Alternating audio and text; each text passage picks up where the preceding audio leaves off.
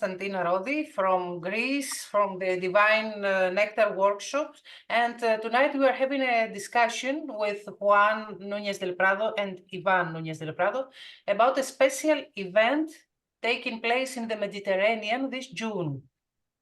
It is a combination of the ancient tradition of the Andes, and specifically the Hatun Karpay, and the first chapter of the Revelation book of John, which was written here in Greece after the vision of John, and which also was a starting point of our modern culture. And I would like to ask you, so this is the first question, is what exactly is a Hatun Karpay? Hatun Karpay is the main initiation in the Andean tradition.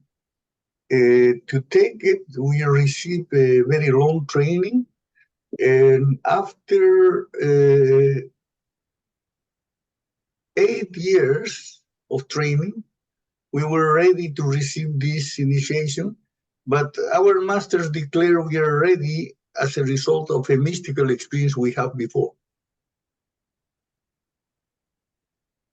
The Hatun Karpay is a process of training of a Paco. A Paco is a practitioner of the Andean tradition. In this particular case, is an initiation in the 4th level of the tradition. So that was, for us, the conclusion of our training. After we finish our training, then we start to train other Pacos, other practitioners, and teach them using as one of the main tools this Hatun Karpay, this great big initiation process, which is a journey with a spiritual journey of initiation, which takes you to several power places. In the case of Peru, we go to power places that belong to the Inca culture, Inca temples, and Inca important sites. And there we work with energies, and we learn how to use the energies of these places as the process of training or initiation. After making this for many years in Peru, we have decided to take it to some other places, like Greece in this case, no? And we have organized several of those initiations, mainly based in Athens, but in the territory of Greece. And now our new project is this one, which is called the Cave of the Revelation and the 7 Churches, right? But it is going to be properly a Hatun Karpay working with your power places and power sites. The Andean tradition, the Andean tradition, according to one of my colleagues, a French anthropologist, is a spiritual geodesic, which means the spiritual development is connected with places and the surface of the earth, sanctuaries. The whole development of the tradition is related with pick up in the power which is attributed to all these holy places. And according to the tradition, every place is alive and keep the power which is considered in the tradition. I was about to ask you, why is it so important to visit the geographical exact points where an event has happened in order to receive an empowerment, but I see that you already gave me the answer to that. We are visiting Patmos, where John had the vision, and according to the vision, Jesus stepped on the ground of the Greek island, and then we are going to the exact cities where the 7 churches had been established. So according to your answer, we are visiting place with a live energy, with a living energy of these events and these historical procedures, let's say. They are still there. Exactly. Why the 7 churches of the Apocalypse book? Because the tradition is a system which considers 7 levels of human development, or 7 levels of the development of human consciousness. In the beginning, we already knew these 7 levels of the Andean tradition, which is the Kanchispata Ñan, which means the path across the 7 steps. Anyway, one friend of mine was studying the Bible, and he found how in the Apocalypse book, the 7 churches in the first 3 chapters of the book are equivalent to the 7 levels of the Andean tradition. When we found that, we discovered how this is not only something which belongs to the Andean tradition, but is a universal pattern. Because the Apocalypse book is the last book which was written in the Christian tradition, and is the main prophecy of the Christians in general. And founding these levels in the main prophecy of the Christians, we decide how the most important thing to do in the Christendom is to just use the Andean tradition of the ideas of the places which keep the power and run the 7 levels in an original place of the Christian tradition. Okay, so visiting these places now in order to combine the Andean tradition practices with the exact places of the Western civilization, we are picking up the opportunities to reopen the gates for the 7 levels of the human consciousness. This is what I got from your answer. We have the scale of 7 levels with places in the Andean tradition. But now we awaken this place. We are opening for not only the Western Christianity, but for all the Christianity, the possibility of working with the spiritual levels and awakening these traditions which are connected with the Apocalypse book to the possibility of a conscious process of development related with the different levels of human consciousness, which is something which is not present in any of the Christianities as far as we know. Yes. It seems like history is there and the events are there and the exact geographical points are there waiting for somebody to go there and open the gates.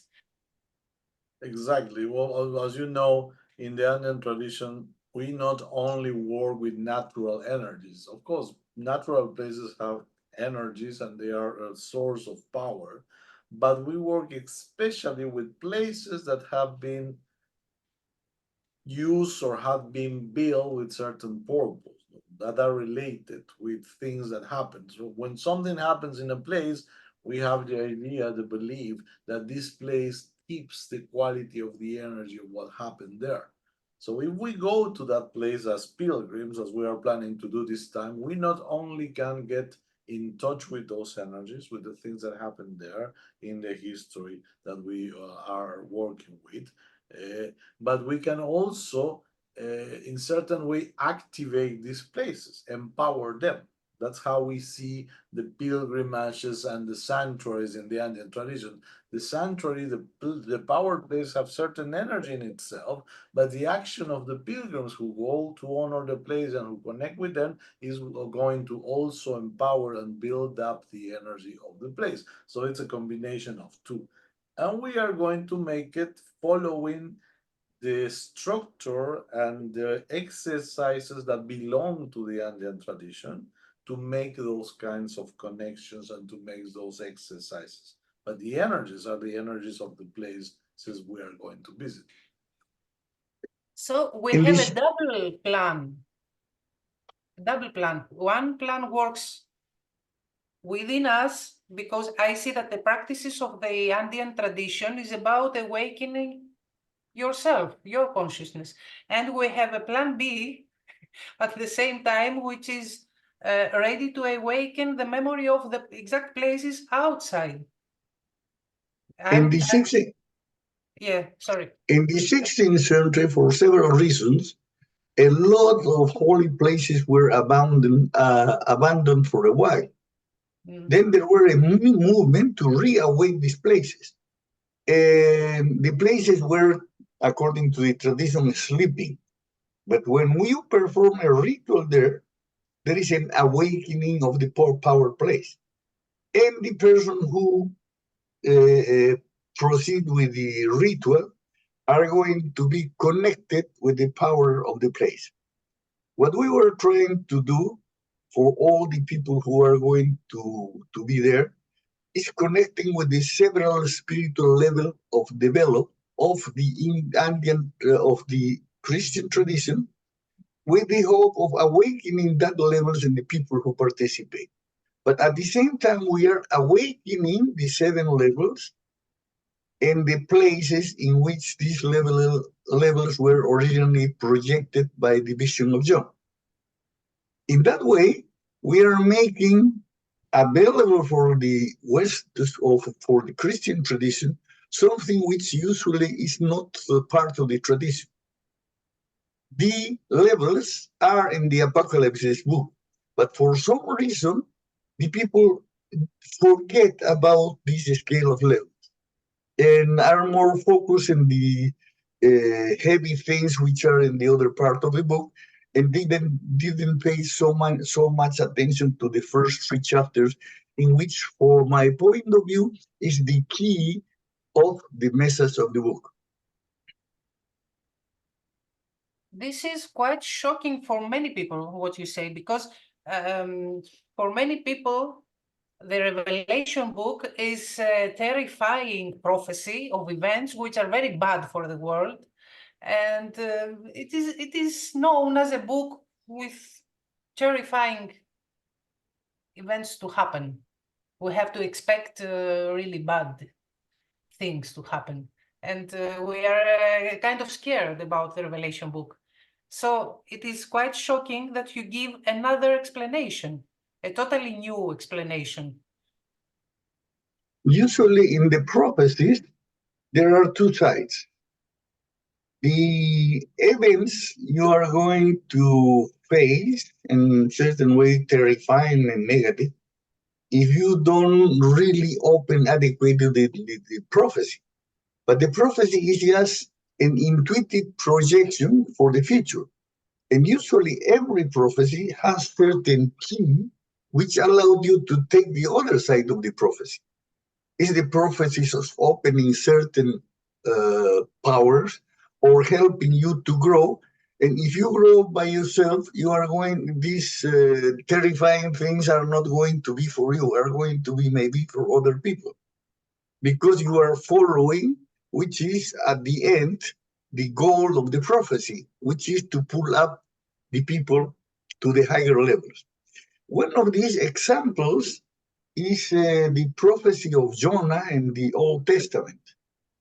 Mm-hmm. There were a prophecy about the destruction of Nineveh, mm-hmm. but Jonah preached them and gave them a key to go beyond that. And the Lord said, okay, we are not going to do these bad things to Nineveh, and the city is going to be safe. It's more or less the same thing in the prophecy of the Apocalypse book. These kind of things could happen for the people who are not aware of perform what the prophecy is announcing for the benefit of the people. Okay, that's good news then. That's good news. We can go to the light, to the goal of the message of the prophecy without all these thorns waiting for us. Okay. For a long time, we thought this key to the Apocalypse book was totally hidden. But once we went with you in the pilgrimage to Ephesus, mm-hmm. and we passed for Patmos. And in Patmos, there were a tourist guide, a Greek girl, who were talking about the 7 churches as a scale. It means it's an esoteric knowledge which is alive in Greece too. It's not so popular, but there are some people who know it. This was the main confirmation for us. Yes, I agree. I totally agree. It's not very famous, as you said, but yes, some people refer to that. Let me ask you something. You said about the levels of the consciousness and that the training of the 4th level of the consciousness gets you to teach other people and go to some specific places and so on. So what is the meaning of reaching the fourth level? I mean, for a person, if a person reaches the fourth level of consciousness, what does it mean for him, for his life, for his everyday life, for his spiritual life, for everything for him? What is the change? Putting the two prophecies in contemporary framework, what we found is how the usual rules of this world today are in the third level, belongs to the third level. It's a long discussion, but we found that, and we have several examples to confirm us how the system of the world is in the third level. Then, if you make a connection with the fourth level, it means you are going to be beyond the circumstances of the contemporary life, which means doesn't matter which is happening around you, but you are going to be safe of that because you are going to be beyond the circumstances of the world of today. This is not going to become enlightened or so, it's just the next step. For the Christian, Western Christian world, is just the next step. You are going to be safe under any circumstances. You are going to be beyond the circumstances. Beyond the circumstances. Which means in the middle of the circumstances, you can drive the circumstances, and a state of the circumstances drive you. Okay, that is very, yes, this is active, not passive. You can drive the circumstances. Yeah. Okay. To give you a dramatic example, yeah. Is the example of Gurdjieff. Did you hear about him? Gurdjieff, yes. Yeah. He has a school in Russia. And then the Russian Revolution exploded. But he was able to take all his people safe in the middle of these catastrophes and take it to a safe place. He was beyond the circumstances which surround him. Yes. Okay. What I love to hear from you is the example of Gandhi, which without using any weapons or power as we mean it here in the West, he managed to level up his people. And this is a very beautiful example, especially nowadays where we, in the Middle East, we have some bad incidents happening. So he was totally a four-level person where he drove the circumstances with a peaceful and powerful way. This is the main example of what's the meaning of a full developed four-level person. Gurdjieff is one, being capable to take all his people out. Gandhi is the other, just driving certain factors which allowed you to liberate all the people of India without fighting. The other example of a full developed person is Martin Luther King Jr. in the United States. He was beyond the circumstances of the system of North America and was able to open all the movement for the civil rights, doing a very important step forward for the North American democracy. Not necessarily we are going to do something so amazing. We are not missionaries, but what we know is this level is going to put you beyond the circumstances. Maybe for liberate your country, maybe not, but at least for be able to build a very successful life for yourself in the middle of this little mess which is today the world. The four-level person quality, the four-level consciousness, is the kind of consciousness of a person who is not anymore about the religions and or the traditions. It's a real humanist. So it's somebody who can transcend the boundaries of different traditions and different religions and can talk intelligently with all those traditions. So it's somebody who's able to build bridges and really have a meaningful conversation, interaction with people from other traditions different than theirs, with a deep respect and with a deep care, like Gandhi did, for example. So this kind of people, what we call the fourth level, are actually people who are able to build peace in places where normally there was conflict. So this is people who is capable to bring and create solutions for conflicts. That is the consciousness of the fourth level, and that is the focus of our work. As you remember, the Hatun Karpay is an initiation in the fourth level, so it gives you the fundaments to be able to make of yourself a person like that.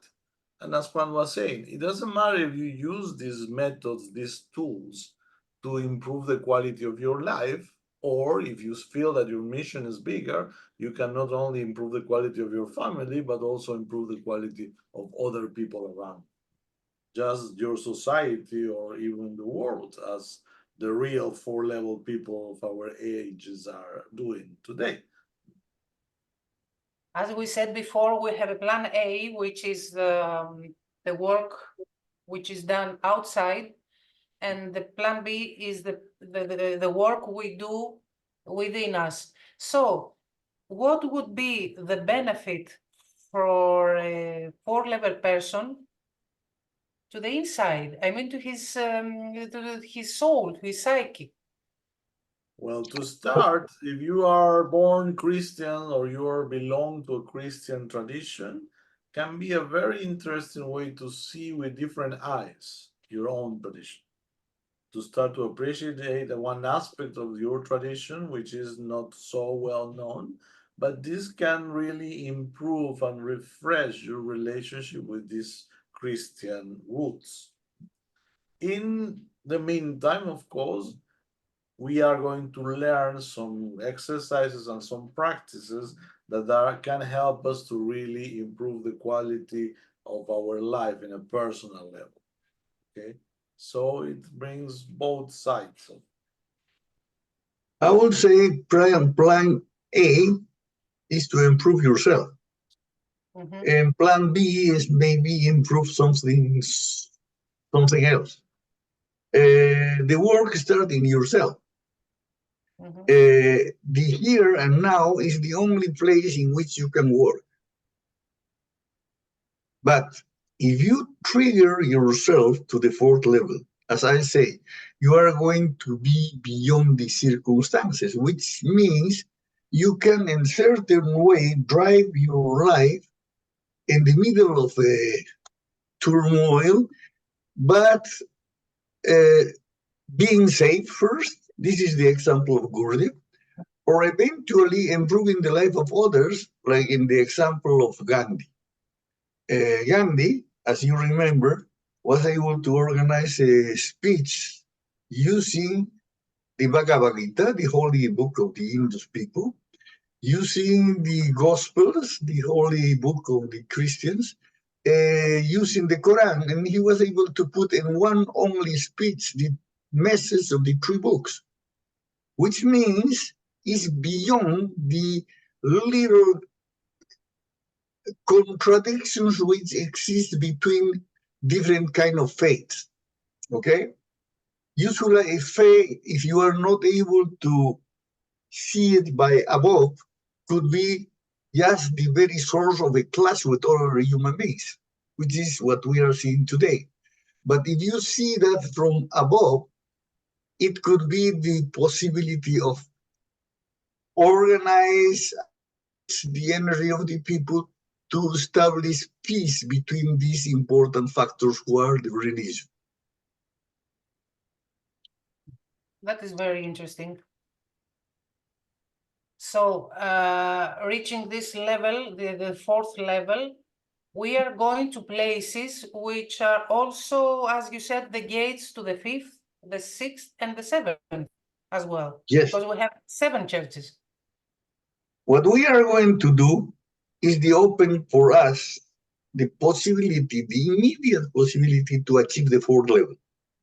All the people who participate in that, is going to have the key for himself to achieve the 4.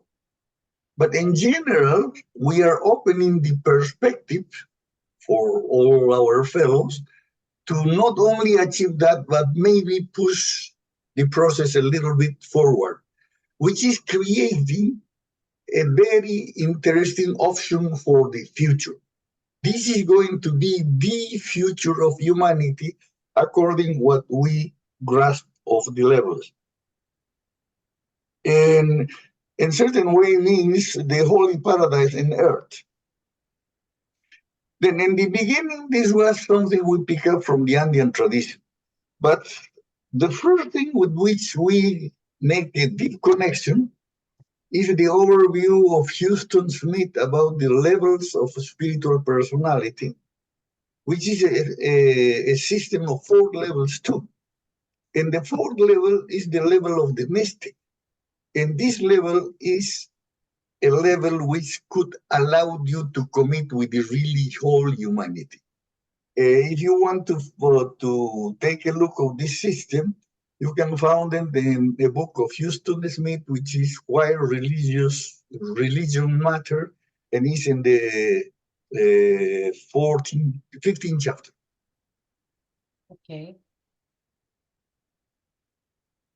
Okay, the message is clear. If we want to see better days and at the end, the paradise on earth, then we have to do something. We have to be active and take the decision to do something. This journey to Patmos and the 7 churches is an active procedure to this direction. The story behind and the work we are going to do drives to this direction clearly. We are going to visit the specific places and we are going to do the energetic work in order to open the gates, let's say. Exactly. And as you see, and as you know, in our tradition, the Andean tradition contemplates the fact that by training, you can build and develop the first 4 basic levels. Okay, this Hatun Karpay is an initiation and a training in the 4th level. It implies that every other person at this moment can be trained and learn what the 4th level is.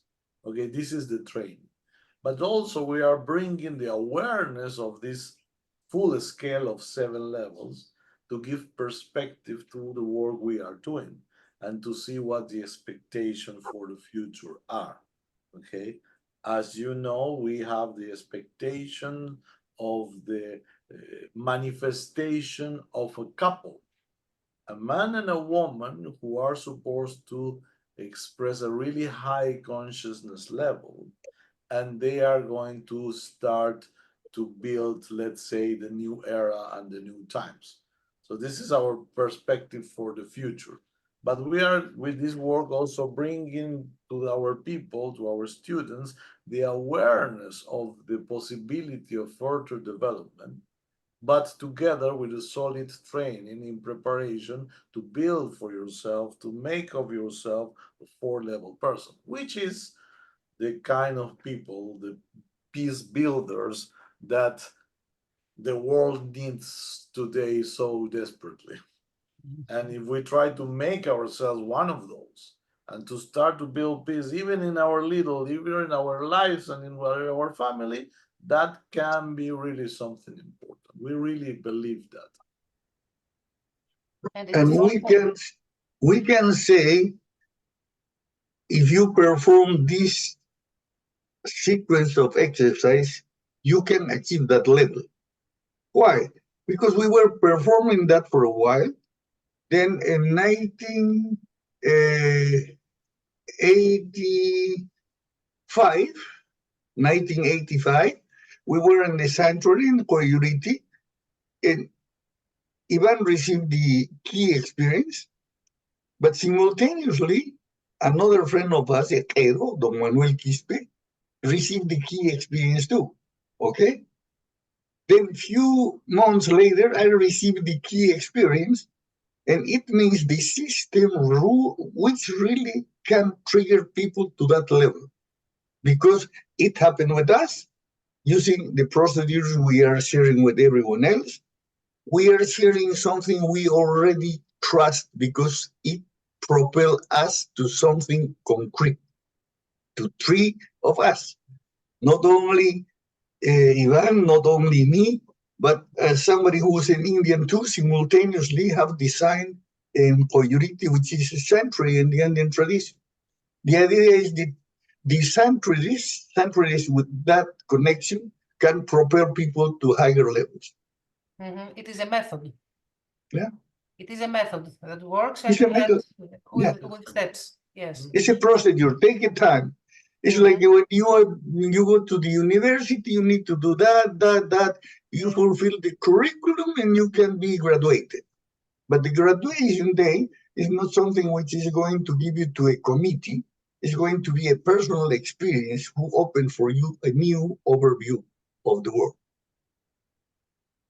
And that is also good news because you often imagine and dream about a better world or a better you, a better self, but not many times you don't know what to do, which are the steps, and you have a method which has a specific steps with a specific goal and a specific ending, as we can see. Exactly. That's probably the biggest gift of this tradition we receive from the masters of the Andes. A method, a way, a number of things to do, a way to do, and a cosmovision, a way to interpret and to understand the world around you, and also a way to build and to do things accordingly in order to really start improving the quality of your life and then to maybe provide the same kind of quality for others. The first thing is the fourth level certainly are going to introduce a new quality in your life. And we can say that because for us, the manifestation of the fourth level opened really a totally new perspective in our lives. And the same thing happened with our fellow, the Indian, because Don Manuel Quispe was just a practitioner who lived in the mountains of the Andes. And then after that, he started to travel all over United States, and he was traveling for a long time teaching the tradition. He becomes something very, very important and very well developed in his tradition for a while, from a common people to a big teacher. Seems that in the fourth level, you become very sufficient for yourself and for the others. Yes, you can start to be. Yeah, that's very handy. I think we need that in our lives. Yeah. It's the kind of change that many people is looking for. But as you say, sometimes we don't know what to do. Sometimes we don't know which are the steps to follow, but we feel that there's the necessity of a change. We may not feel completely satisfied with the way we are living our life at the moment. Many people suffer from that, but they don't have something to do. And this way of the Andean tradition can really give you some steps to do, to follow, to transform nicely and kindly your life. Everybody can tell you what you're supposed to do, but almost nobody tell you the know-how. And what we are carrying is the know-how.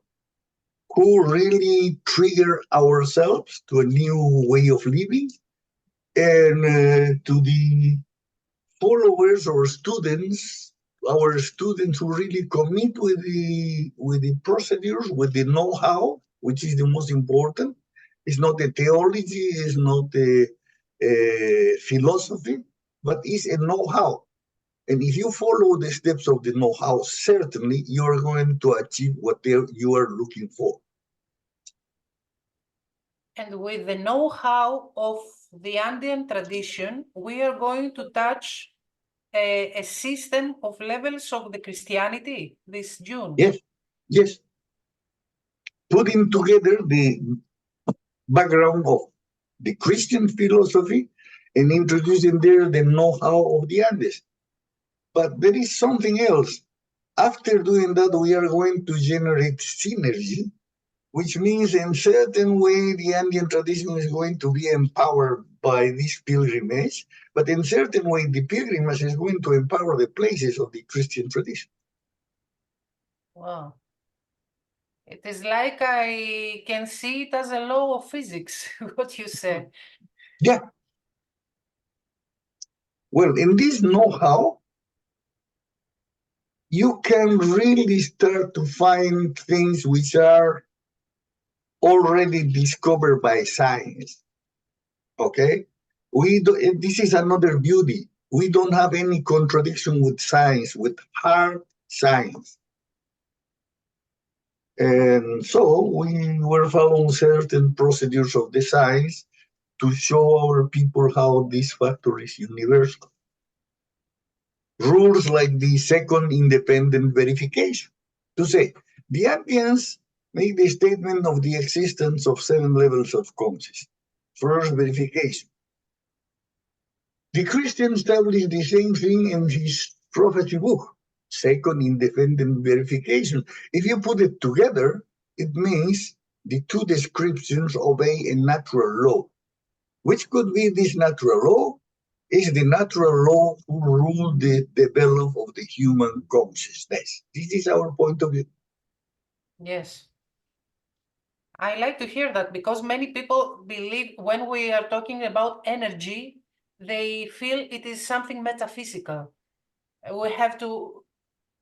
It is very beautiful. You talk about these matters. It's really clear. Well, the factor of the living energy was something a little bit tricky even for us.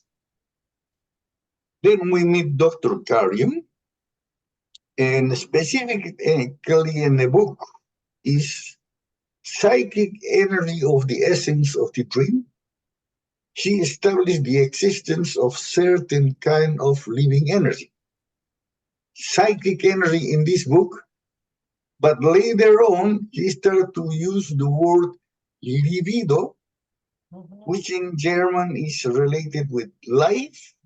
Libido is the energy of life or the living energy, which means our statement of the existence of living energy is not just a fantasy, it's something which exists and was discovered by the tradition of the deep psychoanalysis analysis of Vienna and Switzerland and so on. Now, you can find the word in Freud, of course, and Adler, of course, and in Jung.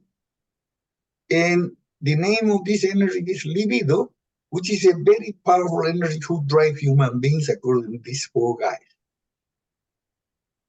In our tradition, it's called kausai. Kausai. But in other traditions can take other names, and we believe that we are talking about the same factor of the reality. Kausai can be equivalent to ki or chi or prana, and even in the Christian tradition, there's an equivalent for that. We may have listened to the idea of the force of the Holy Spirit. It's a certain kind of energy, force that can touch you, and if it touches you, it can perform transformation in you. It can improve the quality of yourself. So it's not something so strange.